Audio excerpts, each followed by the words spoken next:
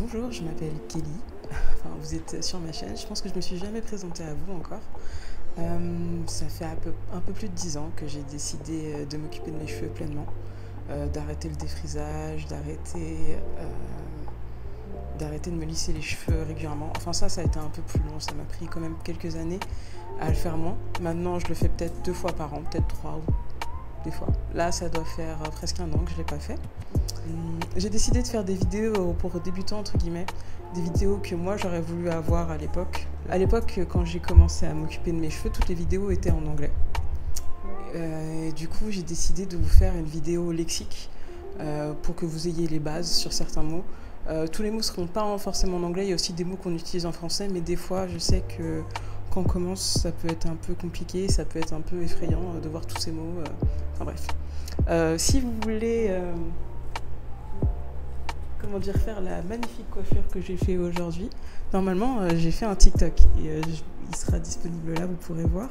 Donc n'hésitez pas à le faire et me donner votre avis. Je vous montre l'arrière parce que franchement, je trouve que je me suis surpassée.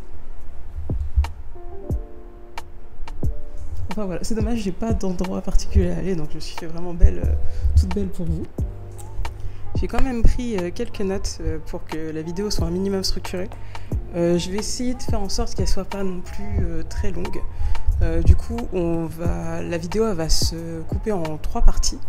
Je vais d'abord parler des techniques de définition de boucles. Ensuite, on va parler des produits pour les cheveux. Les noms qu'on entend en anglais ou même des fois en français, qu'est-ce que ça veut dire, à quoi ça correspond pour vous, pour votre utilisation.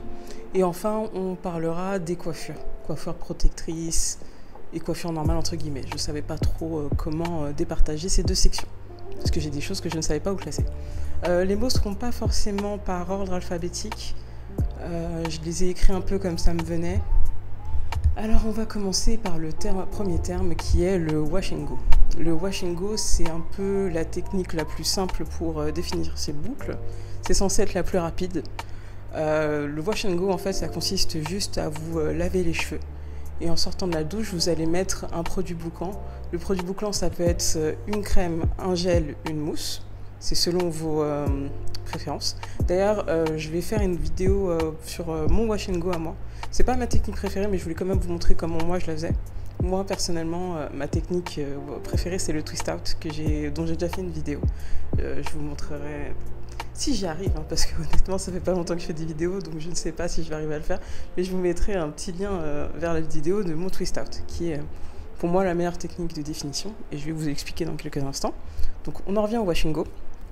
Le wash and go, c'est simple, vous lavez vos cheveux. Quand vous sortez de la douche, vous mettez votre produit bouclant, donc gel, mousse ou crème bouclante. Quand vous brossez vos cheveux, ça va définir vos boucles et vous allez scruncher vos cheveux. Scruncher vos cheveux, c'est aussi un autre terme. C'est ce geste qu'on fait pour froisser ces boucles, pour leur redonner une vraie forme. Parce que quand vous allez brosser vos cheveux alors qu'ils sont mouillés, des fois ils vont tendance à rester tout droit à cause des produits, ou même des fois si vous n'avez pas forcément des cheveux très bouclés, si vous n'êtes pas dans la partie des cheveux les plus bouclés, des fois ça peut arriver. Donc le fait de scruncher comme ça, de faire ce geste, on pourrait dire froisser un peu en français, le fait de froisser vos cheveux comme ça va faire en sorte de définir vos boucles, tout simplement. On va parler du terme braid out ou twist out, qui sont deux techniques très similaires mais un peu différentes. En fait, le mot braid, en français, c'est ce qu'on appelle une natte.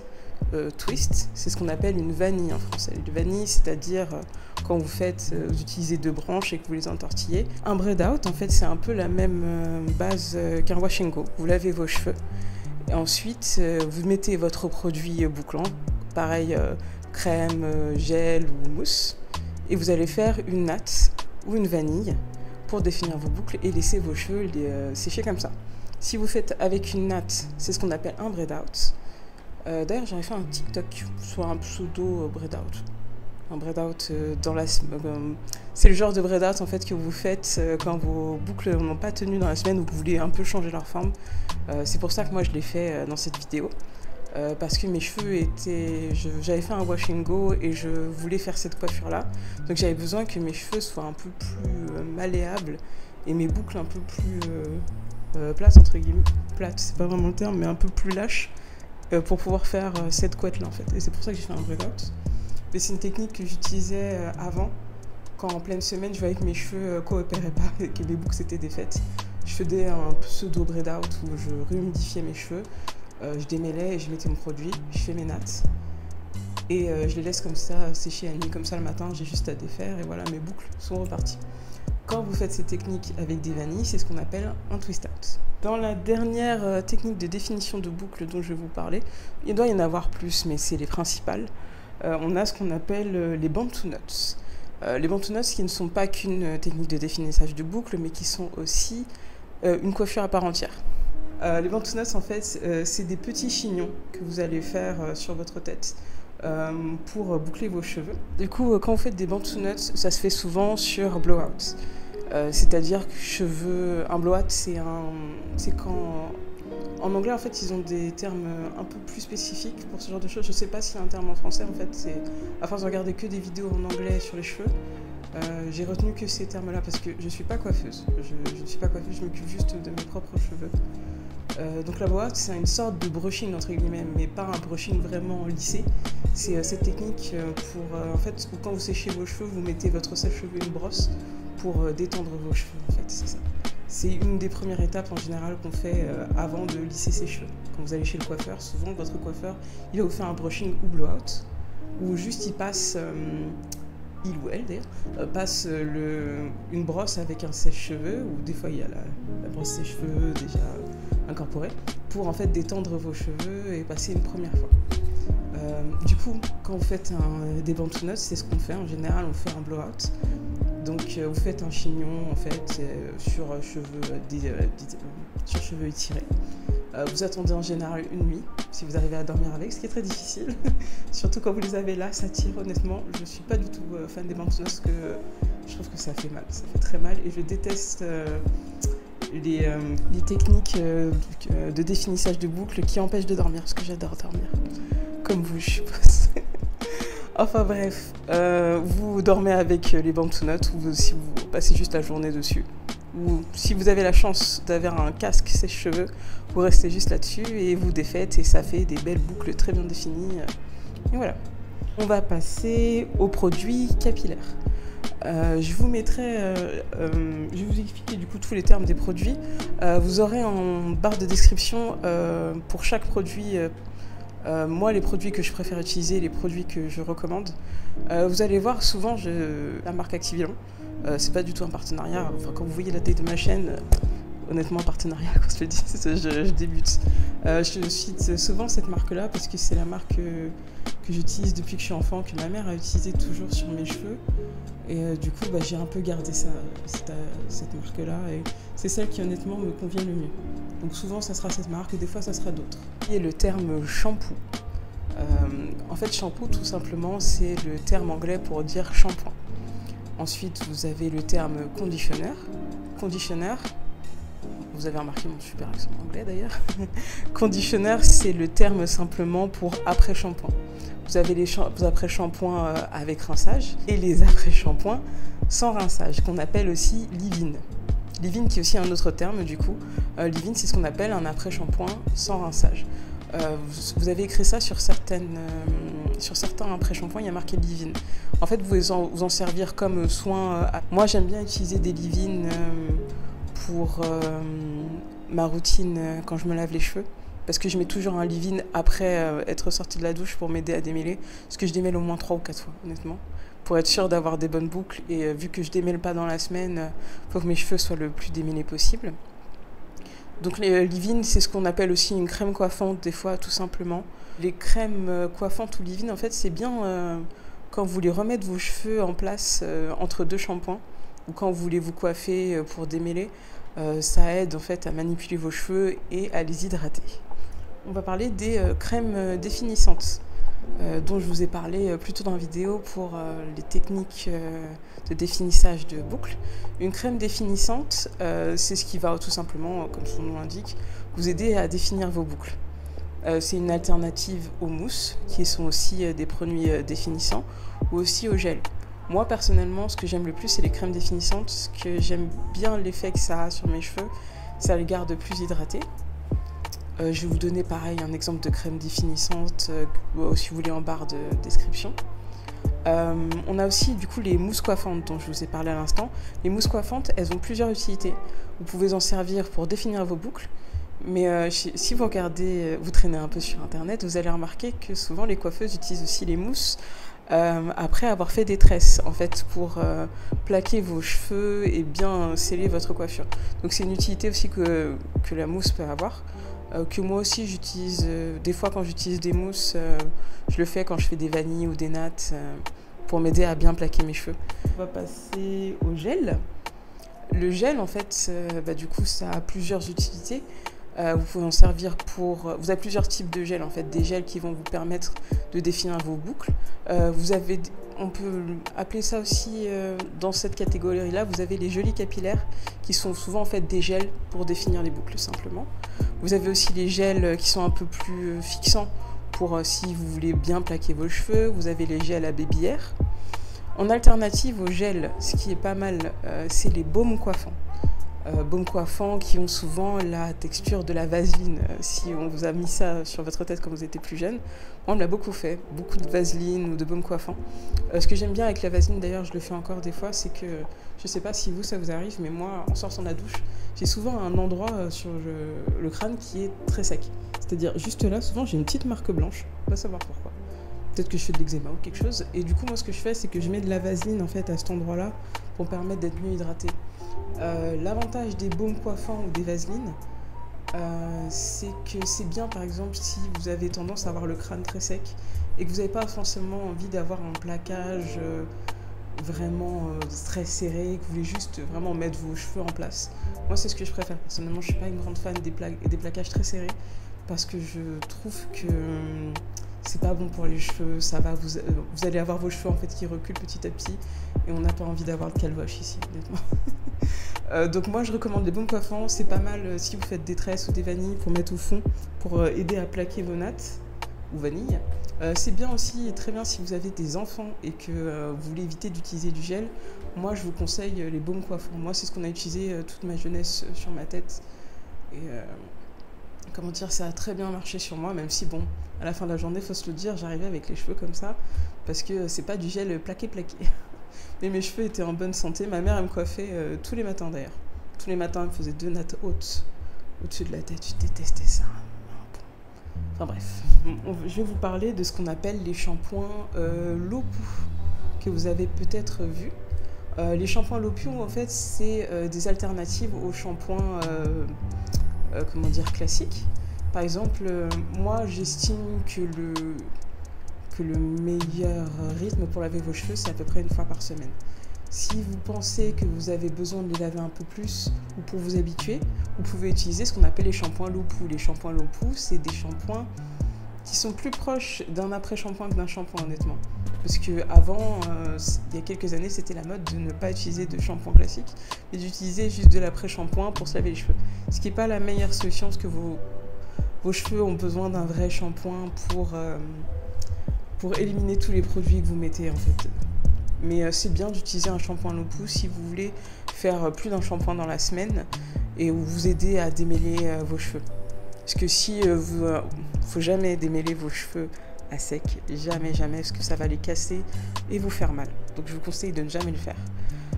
Si vous êtes dans la semaine, vous avez du mal à démêler vos cheveux et que vous sentez que vous avez besoin de les laver pour faire ça, les shampoings Lopu, c'est ce qu'il y a de mieux pour ça.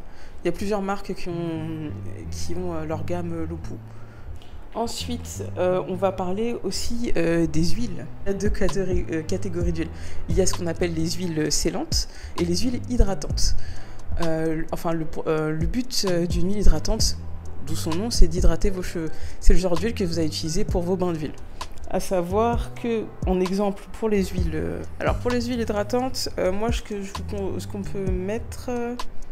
Du coup, pour les huiles, pour vos bains d'huile, moi je vous conseille l'huile d'olive, l'huile de noix de coco, l'huile d'avocat, l'huile d'amande douce et aussi l'huile de jojoba. Et vous avez aussi dans cette liste des huiles qui sont aussi des huiles scellantes. Donc c'est pas mal si vous avez envie d'acheter une huile qui vous fera les deux. En huile qui est bien en huile scellante, hydratante, vous avez aussi l'huile de ricin. ou en anglais vous entendrez souvent dans les tutos Black Castor Oil. Black Castor Oil, c'est le terme anglais pour huile de ricin. C'est une très bonne huile pour la pousse des cheveux, je vous la conseille bien en bain d'huile. C'est tellement efficace que pendant un moment, il y a des personnes qui ont mis ça sur leurs sourcils et sur leurs cils et ça a un peu trop bien marché. Donc faites attention. Si vous avez de la barbe, d'ailleurs l'huile de ricin c'est une très bonne huile pour aider à faire pousser votre barbe. En huile aussi pour aider à faire pousser vos cheveux, il y a un mélange d'huile qu'on appelle l'huile de serpent. Qui est pas mal si vous arrivez à la trouver. C'est pas de l'huile avec du serpent littéralement, je vous préviens. C'est juste un mélange d'huile qu'on appelle comme ça. Je pense qu'on peut la mettre dans la catégorie huile hydratante. Parce que c'est bien pour faire des bains d'huile. Si vous avez une barbe, vous pouvez dormir avec vous en mettez un petit peu, pas trop, pour pas que ça aille trop sur votre peau non plus. Pour pas vous retrouver avec une barbe qui prend tout votre visage. Vous pouvez dormir avec la nuit. Et pareil, si vous perdez des cheveux ou si vous voulez maximiser votre pousse de cheveux, c'est pas mal l'huile de serpent en bain d'huile. Ensuite, comme je vous disais, il y a aussi les huiles scellantes. Les huiles scellantes, c'est les huiles que vous avez utilisées pour sceller l'hydratation. Moi, j'utilise des huiles scellantes dans ma routine lavage de cheveux pour la Lock Method. Donc, c'est une huile qui va vous aider à sceller l'hydratation. Je vais vous donner quelques exemples. Vous allez remarquer qu'il y a des huiles que je vais reciter qui sont aussi des huiles hydratantes. Donc, c'est un bon plan si vous n'avez pas envie d'acheter plusieurs huiles. Alors, vous avez l'huile de coco, encore l'huile de jojoba, l'huile d'argan, l'huile d'amande douce et l'huile de pépin de raisin. Bien sûr, il y a d'autres huiles qui sont des huiles scellantes que je n'ai pas citées. Moi, j'utilise une huile scellante dans la Lock Method. En fait, la Lock Method, c'est... Du coup, j'ai refait mes recherches parce que j'ai compris que depuis des années, les sigles, je ne les connaissais pas correctement. Donc, faire cette vidéo, ça m'a aidé à apprendre des choses. Alors, on dit Lock Method pour Liquid Oil and Cream. Liquide, c'est-à-dire que vous allez utiliser un produit à base d'eau. Moi, en produit à base d'eau, j'utilise un leave-in ou un après-shampoing. Ensuite, vous avez utilisé une huile scellante pour sceller l'hydratation que vous venez de mettre dans vos cheveux et après une crème définissante. La Lock Method, c'est ce qui m'a permis de faire pousser mes cheveux, vraiment de maintenir ma longueur. Ce qui est important dans la pousse des cheveux, c'est pas que la pousse en elle-même. Il faut aussi arriver à retenir votre longueur. Et la Lock Method, en fait, c'est ce qui m'a permis de retenir plus ma longueur. Parce qu'il y a un long moment où je me suis retrouvée bloquée à la longueur de mes épaules. Et le fait d'utiliser la Lock Method plus les twist out, c'est ce qui m'a aidé à maintenir ma longueur. Parce que je pense que le fait que mes cheveux frottent plus mes épaules, c'est ça qui les a aidés à pousser. Un truc aussi qui m'a beaucoup aidé à faire pousser mes cheveux, c'est parce que ça faisait des années honnêtement que je stagnais, que j'arrivais pas à dépasser le milieu de mon dos. Et ce qui m'a aidé à dépasser le milieu de mon dos, c'est quand pendant le confinement, je me suis mis à faire que des vanilles en fait. Parce que comme tout le monde, je ne sortais pas de chez moi et il fallait que mes cheveux soient coiffés et j'avais pas envie de m'en occuper. Du coup, toutes les semaines, je faisais des vanilles et j'ai gardé ma tête comme ça tout le temps. Sachant que même encore aujourd'hui, je travaille depuis chez moi. Du coup, souvent, je me fais des vanilles tout simplement pour pas avoir à m'occuper de mes cheveux. Et c'est ce qui m'a permis de retenir de la longueur. Comme ça, quand j'ai envie vraiment de sortir et que j'ai pas envie d'avoir mes vanilles, je peux lâcher mes cheveux ou faire ce genre de coiffure. Kinkage, c'est cet effet qu'ont vos cheveux à rebiquer. C'est-à-dire que, par exemple, là, la vraie taille de ma boucle, c'est pas ça, c'est si je tire, et encore là, elle est vraiment au-dessus. Si je tire, elle va plus loin. Oui. Le fait qu'elle remonte comme ça, là, qu'elle rebique, c'est ce qu'on appelle le shrinkage. C'est cet effet qu'ont nos cheveux à remonter parce que les boucles, c'est comme des ressorts, en fait, ça rebique. Maintenant, on va passer au dernier chapitre de cette vidéo, que j'espère ne sera pas trop longue, c'est les coiffures. Alors d'abord, pour les coiffures, on va parler des coiffures protectrices. Qu'est-ce que c'est une coiffure protectrice ? De son nom, en fait, c'est une coiffure qui est censée protéger vos cheveux. À savoir qu'une coiffure protectrice ne protège pas vos cheveux si vous sentez que ça tire. Peut-être qu'il y a des gens qui ne seront pas d'accord avec moi, mais moi je ne considère pas forcément que les braids ou nattes sont des coiffures protectrices, parce qu'à partir du moment où ça tire votre tête, c'en est pas une pour moi. Une coiffure protectrice, c'est censé reposer vos cheveux, et si ça tire votre crâne, ça repose pas vos cheveux, et vous aurez même tendance à perdre vos cheveux. tout simplement. Donc, moi, c'est mon avis. Après, vous pouvez considérer ça comme une coiffure protectrice, mais des braids ou des nattes ne sont une coiffure protectrice, pour moi en tout cas, qu'à partir du moment où elles ne vous font pas mal et où elles ne sont pas trop lourdes. Parce que moi, je suis comme vous, je trouve ça magnifique, les braids. Vraiment, vous êtes toutes belles avec ça. Mais faites attention à où vous allez vous coiffer. Et si quelqu'un vous fait mal, moi, je vous conseille pas d'y retourner parce que vous avez beau, parce que ça serait dommage en fait d'enchaîner ces fameuses coiffures protectrices et d'arriver avec des trous dans vos cheveux, parce que ça arrive très souvent, ou même des fois on voit des vidéos sur Instagram de nattes, de tresses bien plaquées, où on voit le fond du crâne, le crâne rouge. Si vous le matin, si vous n'arrivez pas à dormir le soir après avoir fait aux nattes et vous vous retrouvez avec des boutons, c'est que c'est trop serré, clairement. En coiffure, vous avez les braids, du coup, les braids qui est le terme anglais pour nattes. Vous avez les twists, qui est le terme anglais pour vanille. Et vous avez le terme, attention, ça va être difficile la prononciation, cornrows. Cornrows. Je l'écrirai là. En fait, c'est le terme anglais pour les tresses.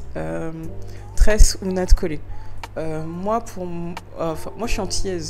Je ne sais pas si c'est le cas pour tous les Antillais, mais moi, chez moi, quand on dit tresse, c'est tout le temps natte collée. Et quand on dit natte, c'est tout le temps les nattes pas collées.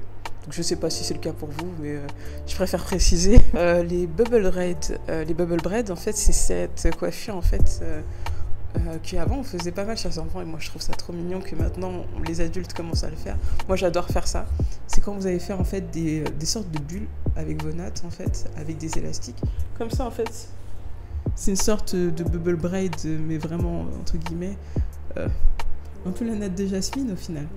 Où vraiment vous allez faire ces grosses bulles, mettre un élastique pour fermer cette bubble braid.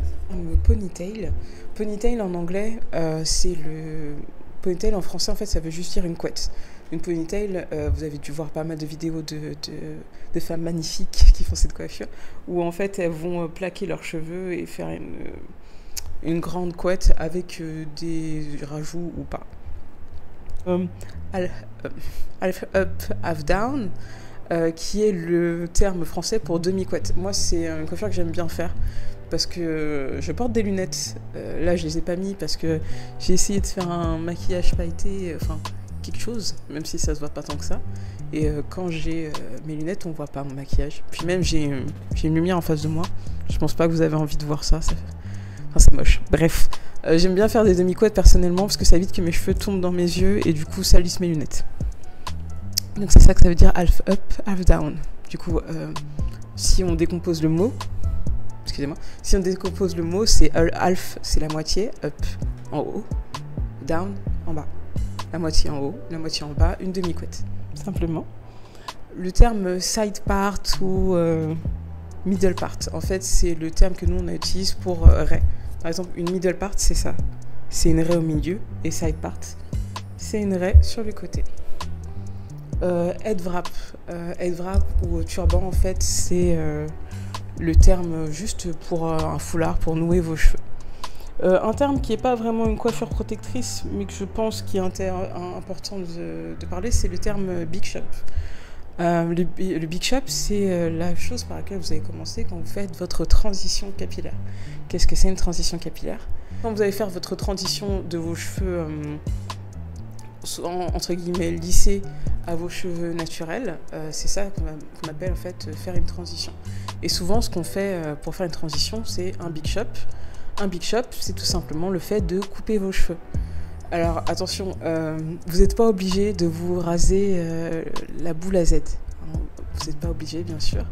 Les big shop aussi, ça peut se faire petit à petit, c'est-à-dire que vous coupez petit à petit la partie de vos cheveux qui ne boucle plus.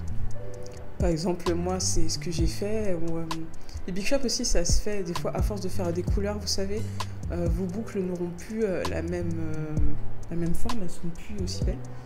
Enfin, c'est un peu ce qui m'arrive d'ailleurs avec les mèches. J'ai certaines mèches qui bouclent plus aussi joliment, qu'on se le dise. Et du coup, je vais couper mes cheveux petit à petit pour enlever ça. Mais du coup, il y a des big shops aussi graduels. petit à petit, en fait, au fur et à mesure que vos cheveux poussent, vous coupez la partie de vos cheveux qui est abîmée. Pour les personnes qui sont défrisées les cheveux, souvent vous allez avoir cette démarcation, entre guillemets, où vous allez avoir par exemple le bout tout lisse et le haut là qui boucle. Donc soit vous coupez tous vos cheveux, soit vous coupez petit à petit la partie lisse si vous n'aimez pas trop avoir les cheveux courts. Intéressant quand vous êtes en transition et que vous coupez vos cheveux petit à petit, c'est d'utiliser les techniques genre braid out ou twist out, parce que c'est des techniques qui vont vous permettre de boucler vos cheveux de la même façon partout. Si vous êtes en transition, moi je ne conseille pas du tout les wash and go, parce que ça ne va pas vous faire un résultat uniforme et ça risque de ne pas vous plaire.